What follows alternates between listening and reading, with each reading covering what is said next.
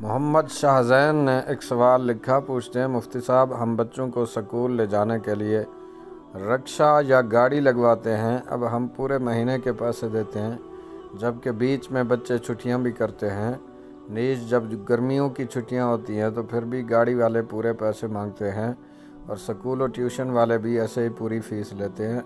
क्या उनका यूं बग़ैर मेहनत के पैसे लेना जायज़ है या नहीं? बिस्मिल्लाहिर्रहमानिर्रहीम। अल-जवाब बिऔनिल मलिकिल वहाब, अल्लाहुम्मा हिदायतल हक़ वस्सवाब। रिक्शा या गाड़ी वाला अगर छुट्टी नहीं करता बल्कि आप ख़ुद अपने बच्चे को छुट्टी कराते हैं तो इस सूरत में वो उजरत का हकदार है।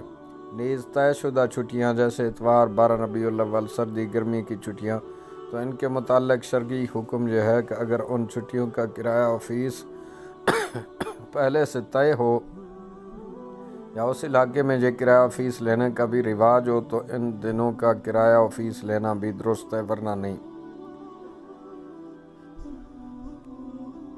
अल्लाहु आलम अज़्ज़ व जल व रसूलुहु आलम, सल्लल्लाहु तआला अलैहि वसल्लम।